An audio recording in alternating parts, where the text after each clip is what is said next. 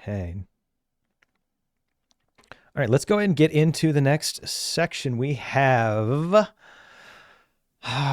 we got two videos that I want to look at real quick.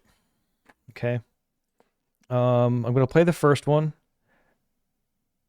They're kind of separate, but they're two sides of the same coin. So it's really hard to kind of introduce this. So I don't want to be disingenuous. I want to play this, just the kind of open of it. I don't think we need the whole 2 minutes because it'll be self-evident. And then I want to cover the second one and see what the conversation goes from there. Let's see this. Not okay. So I'm asking the All right, so this is a table that is set up by a young Muslim women who are promoting. They're at the University of North Florida trying to convert Americans to Islam, based on the post from Wall Street Apes. They're putting out documentation, but I want to look at the messaging that they're presenting. Should we be stoning the gays? well, Should we be killing and taxing the non-believers? it's not okay. So I'm asking you. there's laws to it. Islam literally translate to peace. Islam literally translates to peace. Let's start there. Dakia. Bullshit. What does Lying. what does Islam translate to? I don't know what it literally translates to. Okay. I don't know if there is a translation outside of the fact that it's a religion. Okay. Well, good. We can get some answers to that, or we can get some presented answers to that fact. I'm not going to say that these are true, but these are something that we can look into and develop our knowledge, and other people that see this could do the same and maybe even help us. Because I'm not going to claim that I know too much about this, but I know something that is not presented correctly, I'm going to ask questions about. It's a religion of peace. Islam does not translate to peace. It does. How's it going? No, thanks. Hi, what's up? Hello. What's we're up? the Muslim Student Association. Cool. Do we all speak Arabic here? She speaks Arabic. Okay. Yeah. So what are we trying to encourage here today? We're just spreading Islam and trying to destigmatize like misconceptions around Muslims and what people think of us. What possible misconceptions could people have of Muslims? Don't answer that. Don't answer that. What the media I was like, shows well. them, we're trying to change that. Okay. Yeah, alhamdulillah. So I can support people wanting to change the image. I can get behind that aspect of it, right? Mhm. If I'm being misrepresented, I want to, or my people, I guess whatever people I belong to, if they're being mistreated, I could do something. I can get behind that. But what about Islam do you want to change the public perception of?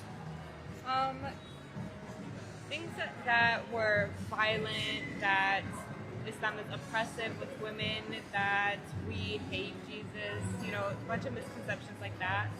We're trying to change it. Islam literally translates to peace. It's a religion of peace. Islam does not translate to peace. It does.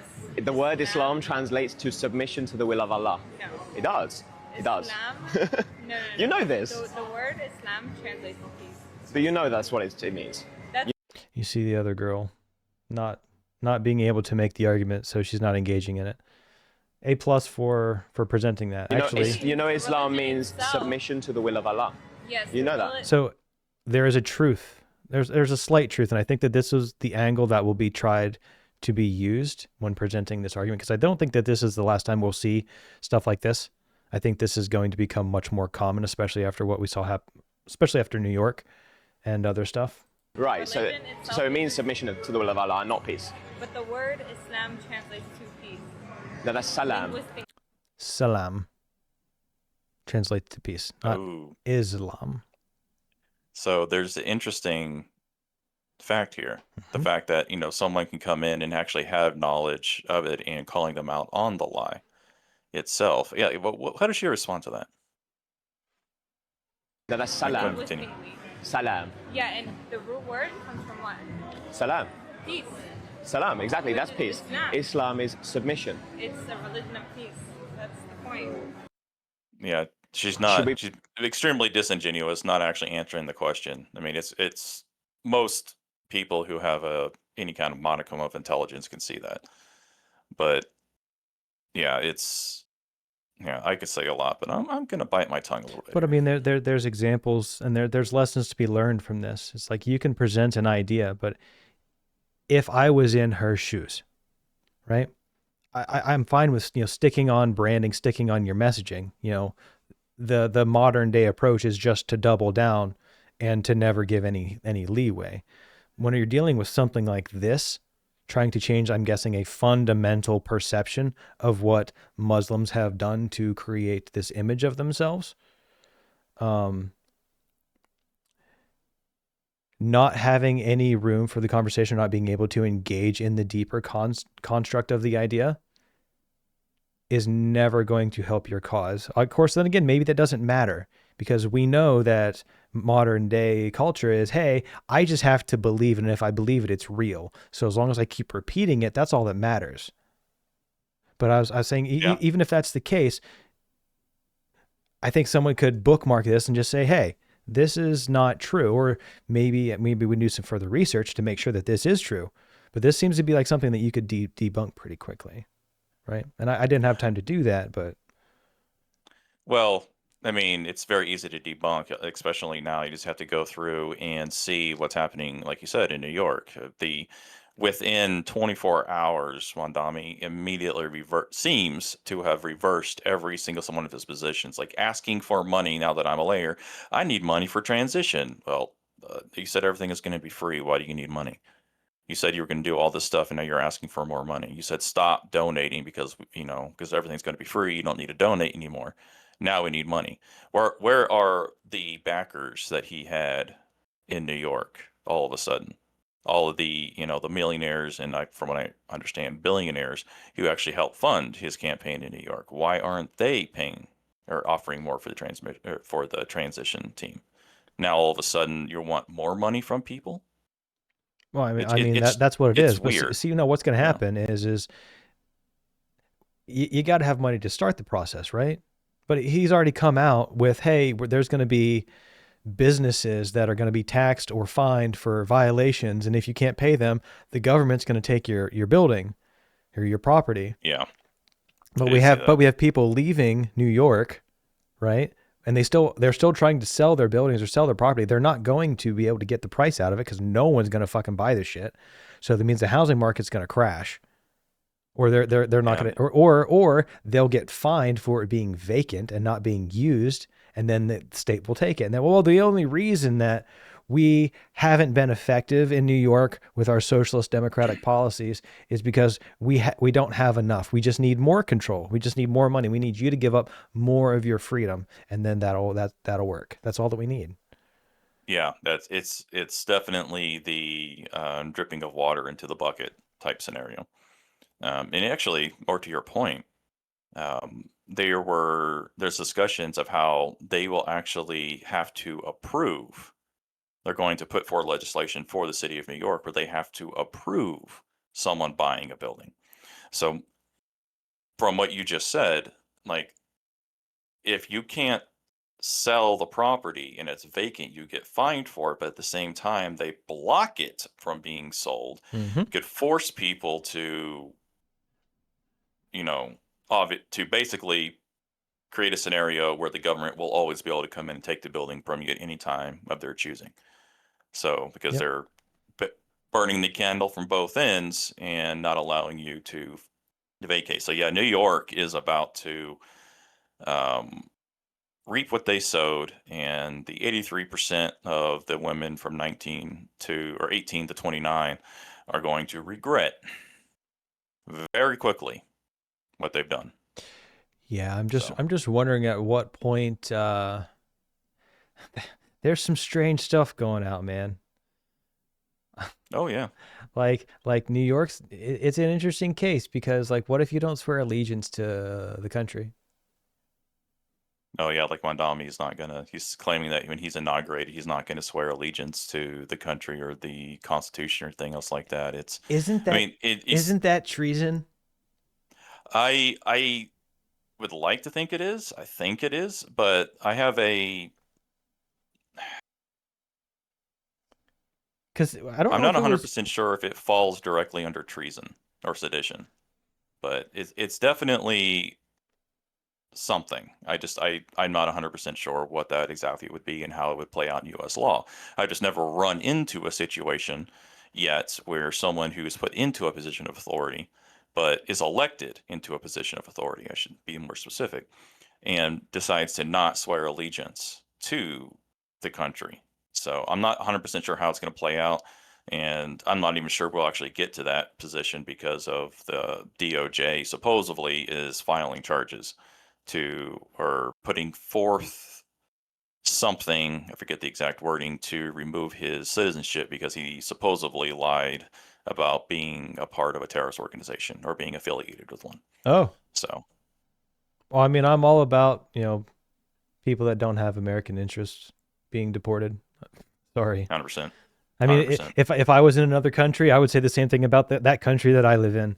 And honestly, I think this was like some kind of revelation maybe I had, and maybe it was like this morning or yesterday. It was like trying to present information in your beliefs and to get people to see your side and how it's right, and how that's different from actual grifting. Grifting is making money off stuff that you don't actually believe.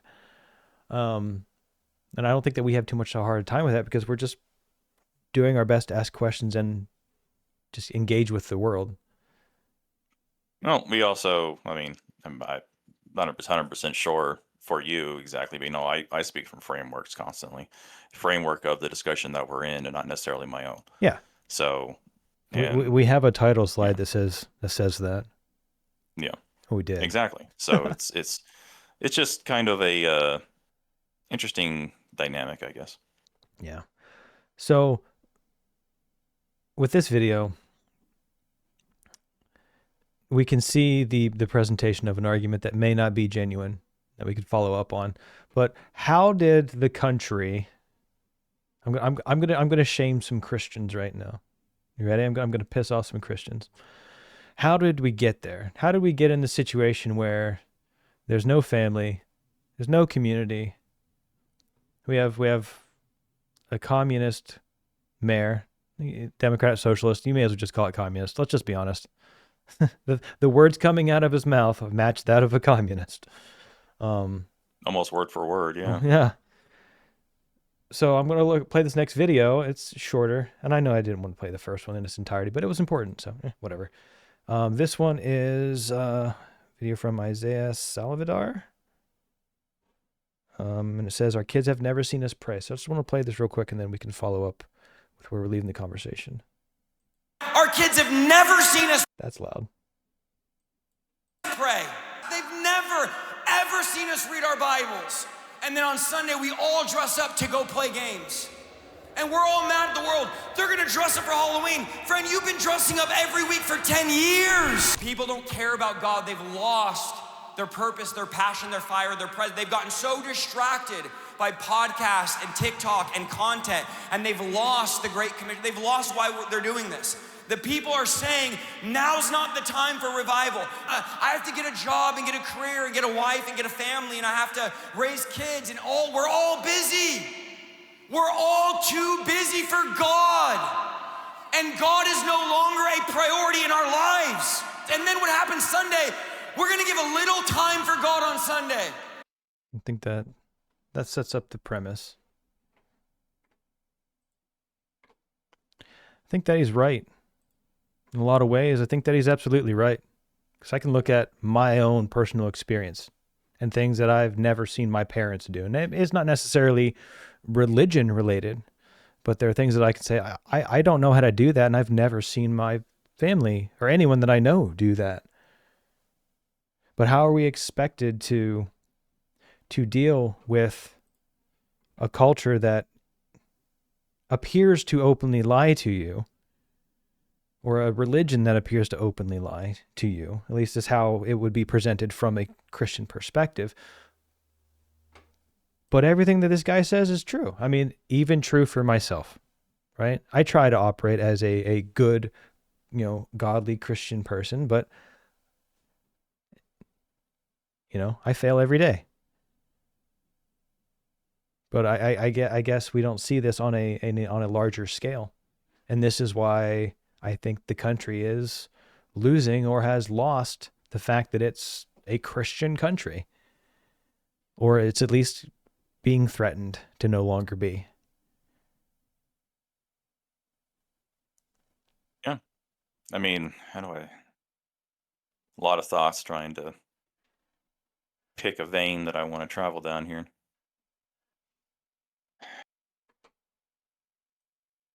Yeah, I mean, in general, that's like one of the reasons why I turned myself away from Christianity for a very significant portion of my life, is because of what he said. Like I saw the exact opposite of Christian behavior. I mean, I used to work for a Red Lobster in the city that I, grew up in, and every Sunday he would have the after church crowd come in, and 90% of them, and I'm not embellishing here, were complete and utter assholes. They were rude. I actually had this one old lady that would come in every Sunday, not every Sunday, but often, and would say, "Well, why didn't you go to church?" I was like, "Well, I'm working." And she goes, "Well, maybe you should find a different job in order to be able to go to church." And I look at her and go, "Well, if we all did that, where would you go eat after church?" And she kind of just shut her mouth at that point. Yeah. But it's kind of the sentiment that he's talking about, is that people are playing dress up to go to church. And I will say, in my smaller town, it's to a lesser extent that occurs, of people not being actual Christians and whatnot. But I do have to push back slightly on the fact that you never see us pray. There's a difference between, at least from my perspective, a Christian praying and someone of Islam praying, because they do it out in the open. They get on their carpets, and they have to do it 5 times a day wherever they're at. So it's very apparent It's a public that they are display. praying. It's a public display. While Christians are about the personal relationship with God, not the community relationship with God. So whether or not what he is saying can truly be applied to Christians is up for debate. But the reason why that a lot of people don't see their parents praying, unless it's like at the dinner table or something like that, is because it's supposed to be a personal relationship with God. When you pray, you are speaking directly to God. So, but when you go into a church setting, that's, group worship, so on and so forth. But Yeah, but you also have most of prayer the groups where time, people pray together. And I mean, even yeah, even the Bible says if you gather here in my name for more than like a couple, then he's with you. So that would indicate biblically or scripturally that having multiple people pray together, so that would no longer be your personal thing. You would be engaging in that with them. yeah. Like I'm speaking more to the point of where he says he never see the people pray. It's like seeing your parents pray. It's like, yeah, I'm not saying he's wrong. Sure. I guess I'm just the only pushback I'm seeing is that a majority of the time it's you, when you pray, it's you and God. Whereas Islam, it's very similar, but they do it in a group context constantly. Like when they do the call to prayer, like they get together in rows and do their praying. So it's more of a community group aspect versus where Christianity most of the time is supposed to be just between you and God. So With they're, at least from my perspective. with operating off your perspective, I totally agree that with what you're presenting, that the representation is a lot of times it's your personal relationship, you're communicating with God inside yourself, right? Hmm. And it would be fine to not be able to see that or to be able to quantify that by saying, "Oh, I can look at this and say, oh, I've never seen that person pray. His son probably does not know how to pray." But that's missing out the family or that communication aspect, that if you're spending the time with your kids to teach them those things, then I Oh, have no 100%. problem with that argument. Yeah, I guess when I like it is definitely the family's responsibility to pray together. Um, but I guess I was just trying to go from, mostly not from my own framework, but from the framework of a lot of people don't like to pray together because they want to have that personal relationship. They want to pray and say things out loud that the people don't hear, that only God hears. So it's because people don't like the fact that they're sinners, within, at least within the eyes of the Christian faith. So they don't want to have other people, hear them praying to God and be judged for what they're saying. So it's definitely a fear aspect in that regard. But I mean, what you're saying is that people in the family, the children don't know how to pray because their parents aren't teaching them how to pray and everything else. I mean, he's absolutely right in that aspect. Right. Um, I think you did a good it's job presenting your argument for it too. I was just wanting to Yeah. say, like, I see that, but I wanted to look at the other aspect of it too. okay. But I guess we're both looking at it from the same. We're looking at the same thing, maybe just from different perspectives here Yeah. a little bit. But yeah. But I Yeah, makes mean, it makes it true that the statement we're all too busy. I think a lot of us are too busy to take a couple minutes and pray, or we're too busy to spend that time with our kids to teach them to have that personal I think that's an relationship. excuse, Do you? honestly, from my perspective. Yes, because how long does it take you to pray? I mean, I don't think, to the best of my knowledge, I don't recall anyway that there is a mandatory time frame like there is in Islam that you have to pray. Right. So the whole point about it is that as you're going to sleep, you get down and pray. As you wake up, maybe pray. When you right before you eat, you pray. It could be a grand total of 5 to 10 minutes every single day. It could be less than that. Yeah. I mean, I was actually trying to, give a, larger number than actually needed to Yeah. kind of emphasize that you aren't too busy to do it. So it's an excuse that people come up with just to not do it because they don't want to go through the effort of doing it. Ah, So there you go. Takes work to have a relationship. exactly, Takes work to have a relationship. Because relationships which we could require expand out. Yeah, relationships require communication. So if you're not communicating, you're not going to have a relationship. exactly. Oh, that was good. That was a good one. Good one. All right.